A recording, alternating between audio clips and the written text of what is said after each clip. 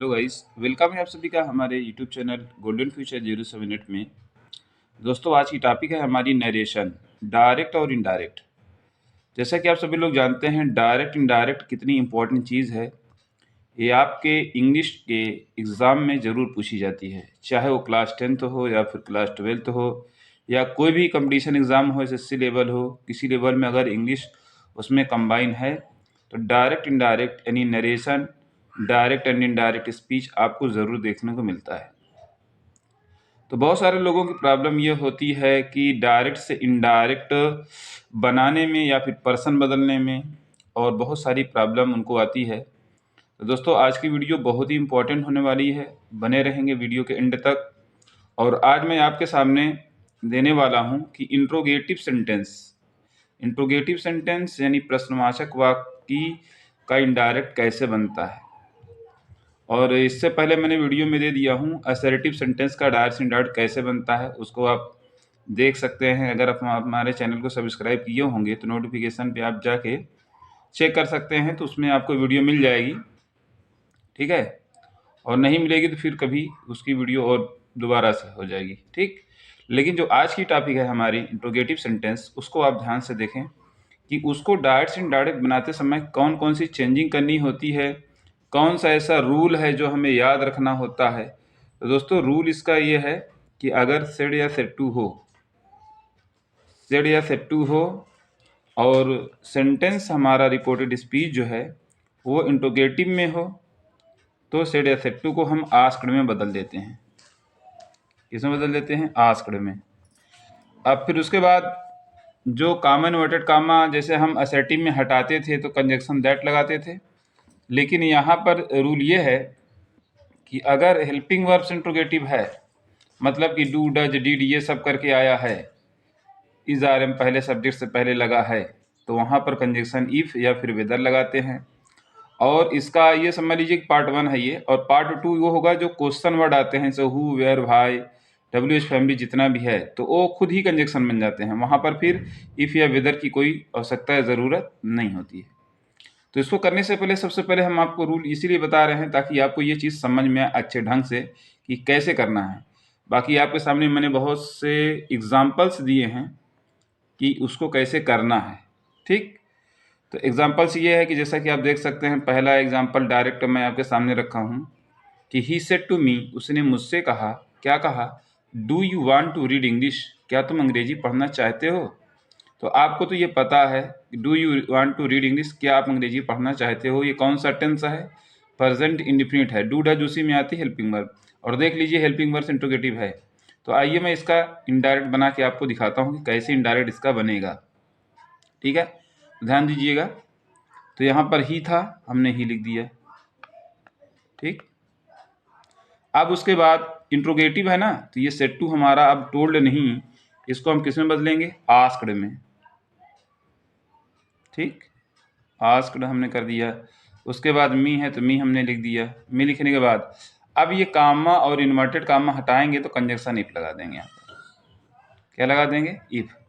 अब इफ लगाने के बाद यहाँ पर ये देखना है कि यू कौन सा पर्सन है।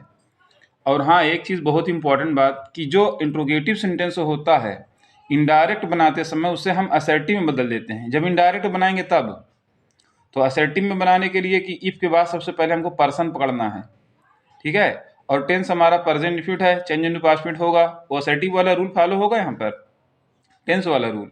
बाकी ये कंजक्शन है, सेड सेड टू है, इनका रूल अलग है। तो यू सेकंड पर्सन है तो सेकंड पर्सन मी से बदलता है, यानी रिपोर्टिंग वर्ब के ऑब्जेक्ट मी से, तो यहाँ आई हो जाएगा, तो आई को हम तुरंत कर लेंगे।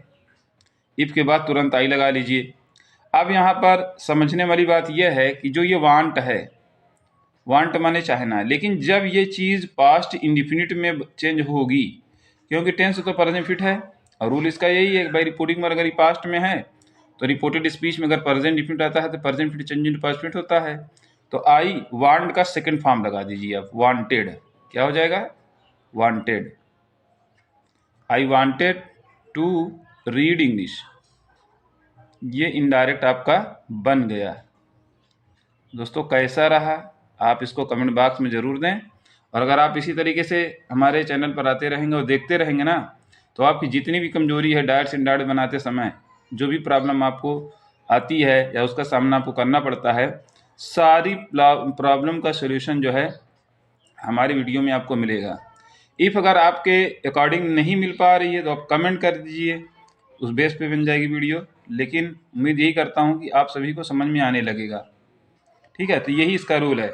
ये चीज़ ऐसी होती है ना कि इसको हम मतलब याद नहीं कर सकते। जैसे बहुत सारे स्टूडेंट ऐसे हैं कि वो सोचते हैं चलो याद कर लेंगे, तो कितना याद करेंगे भाई? 100, 150, 200, 500, 1000 जितना भी एग्जाम्पल्स आप देखेंगे, क्या सब याद करेंगे? नहीं। तो आपको जो याद करना है मैंने बता दिया है कि आपको याद क्या करना है। सेड या सेड टू है, जैसे अब सेंटेंस आप देखें इंट्रोगेटिव है, सेड या सेड टू आस्क्ड में बदला जाएगा।